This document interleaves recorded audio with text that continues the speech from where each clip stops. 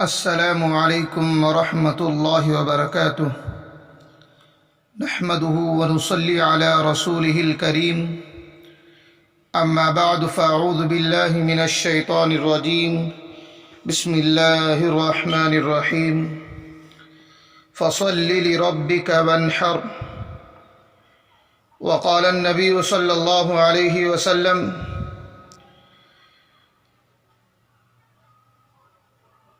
من كان له سعة ولم يضحي فلا يقربن مصلانا صدق الله مولانا العظيم وصدق رسوله النبي الكريم ونحن على ذلك لمن الشاهدين والشاكرين والحمد لله رب العالمين۔ محترم سامعین اعظام،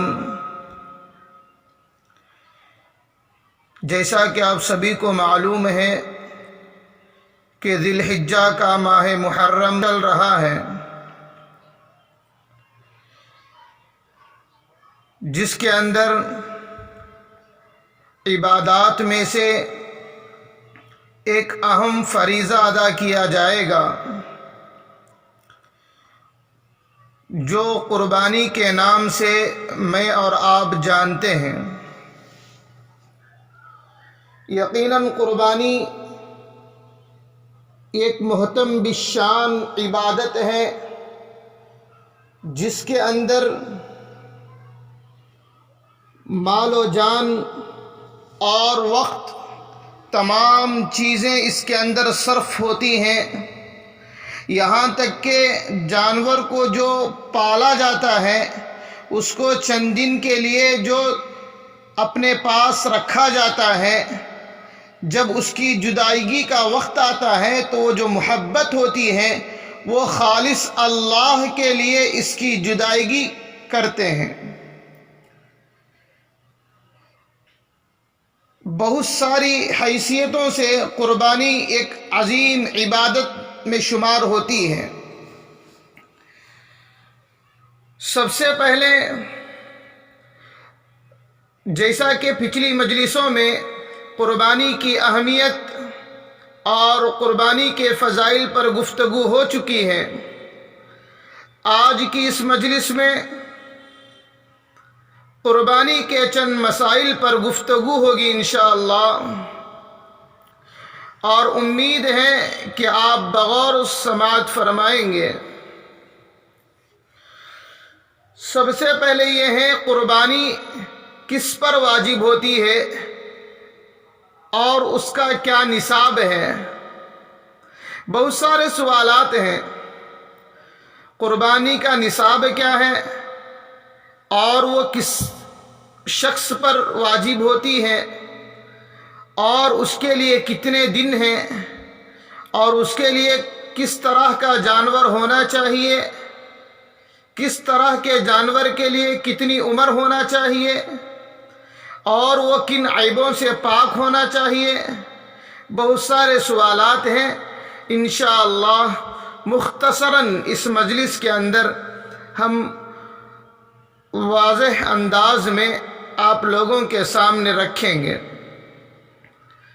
سب سے پہلے سمجھیں کہ کس شخص پر قربانی واجب ہوتی ہے۔ صاحب نصاب پر قربانی کرنا واجب ہے۔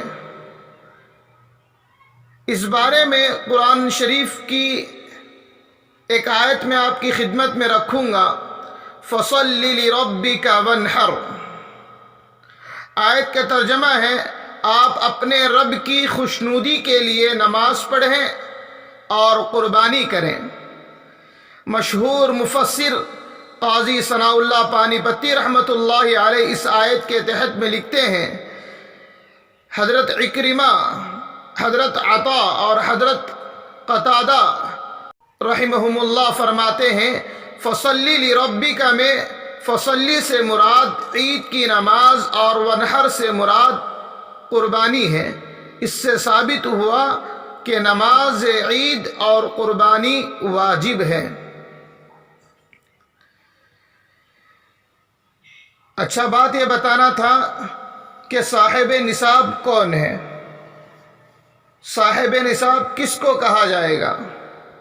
صاحب نصاب وہ ہے جس کے پاس 7.5 تولہ سونا یا 50/2 تولہ اور آدھا تولہ، یعنی 50 تولہ اور 2.5 تولہ چاندی ہو، تو اس شخص پر بھی، جس کو سمجھیں 52.5 تولہ چاندی ہو یا اس کی قیمت ہو، نہ اس پر سال کی گزرنے کی شرط ہے نہ کوئی دوسری شرط ہے، بس اگر کسی کے پاس اتنی رقم ہے، سمجھیں کہ اس زمانے کے اعتبار سے 2020 کے اعتبار سے کسی کے پاس 30,000 روپیہ موجود ہیں،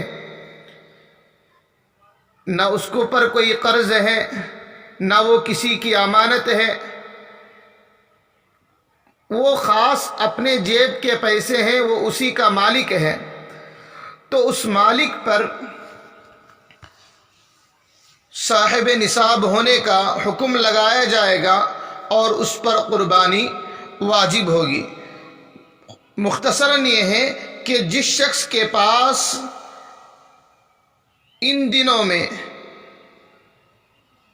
30,000 روپیہ موجود ہوں گے تو ان پر قربانی کرنا واجب ہوگی۔ یہ 2020 کے اعتبار سے ہے۔ رہی بات جس شخص پر قربانی واجب ہے، اس شخص کے اندر 4 چیزیں پائے جانا ضروری ہیں۔ نمبر 1، مسلمان ہو۔ نمبر 2، آزاد ہو، یعنی کسی کا غلام نہ ہو۔ نمبر 3، صاحب نصاب ہو۔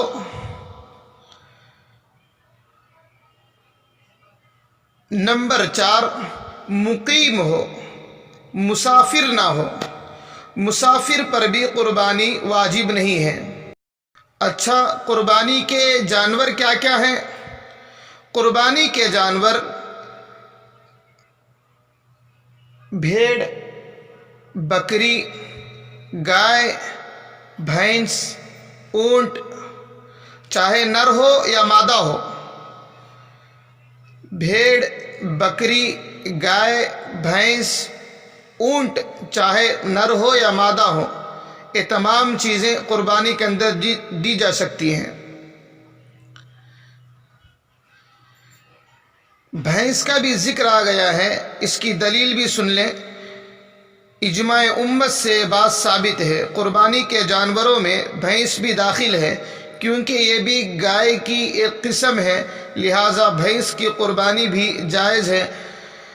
اس پر دلیل یہ ہے وَأَجْمَعُوا عَلَىٰ أَنَّ حُكْمَ الْجَوَامِيسِ حُكْمُ الْبَقَرِ۔